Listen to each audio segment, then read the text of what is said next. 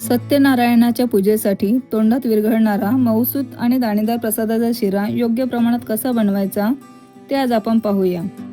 यासाठी लागणारे साहित्य बघूया. 1 वाटी रवा, 1 वाटी साखर, 1 वाटी साजूक तूप आणि थोडेसे ड्रायफ्रुट्स. दुसऱ्या बाजूला 2 वाटी दूध आणि 1 वाटी पाणी एकत्र गरम करायला ठेवू, कारण गरम दुधामुळे रवा छान मऊ फुलतो.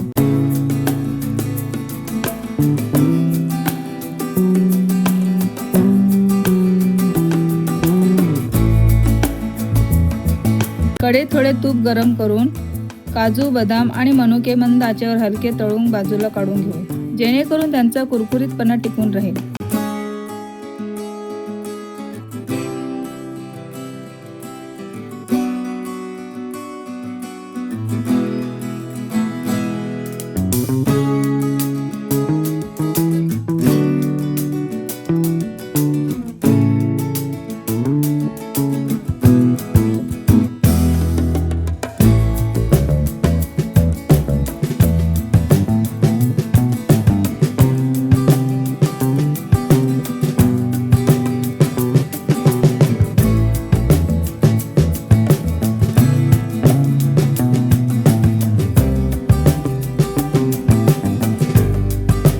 आता उरलेले सर्व तूप कढईत घालून त्यात रवा घालू.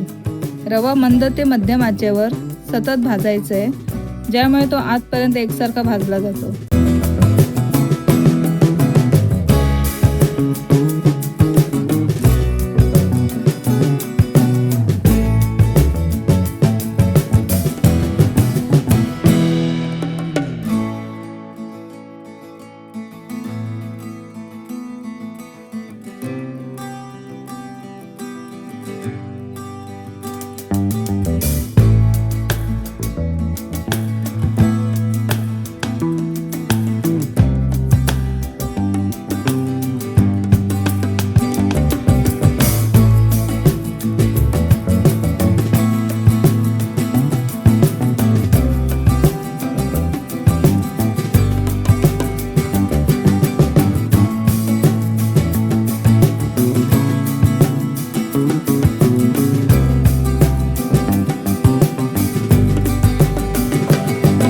रवा हलका भाजून झाल्यावर त्यात बारीक कापलेले केळे घालू.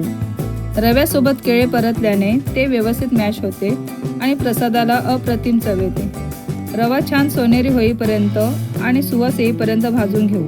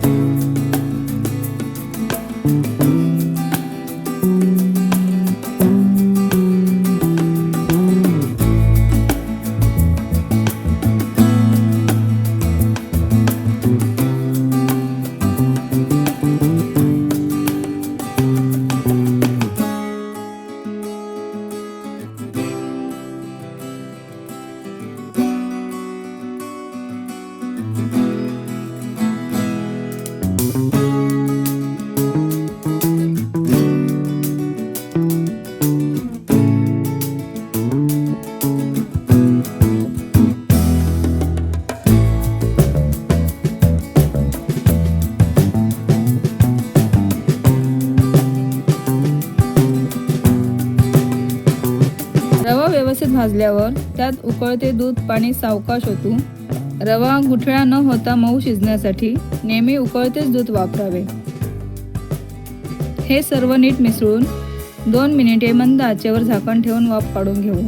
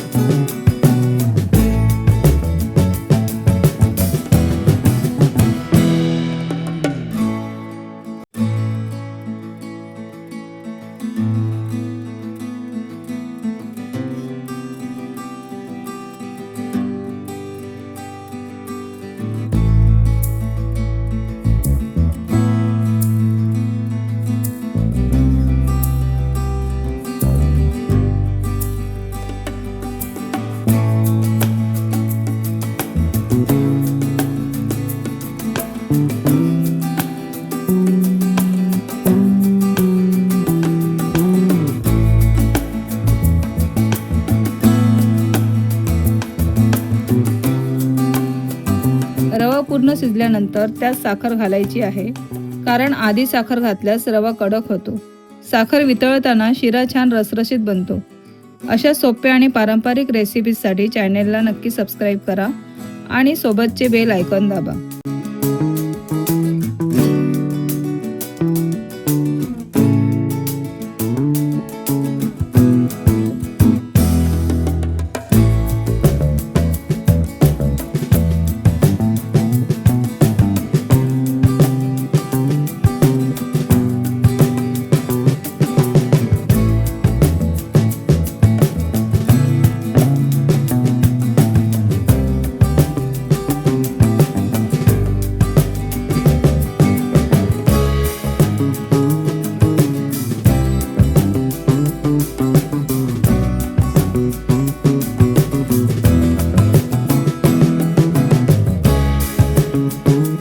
साखर छान मुरण्यासाठी पुन्हा 1 मिनिट झाकण ठेवून मंद वाफ काढू.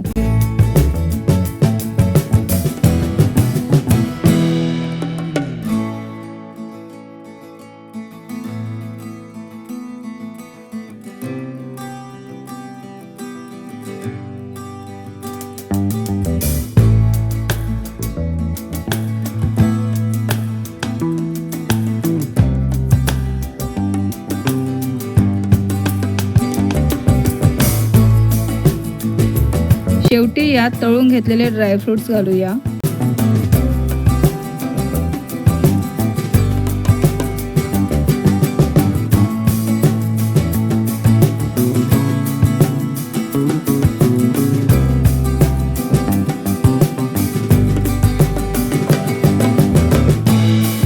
आत्ता वेलची जायफळ पूड घालून सर्व एकत्र मिक्स करूया.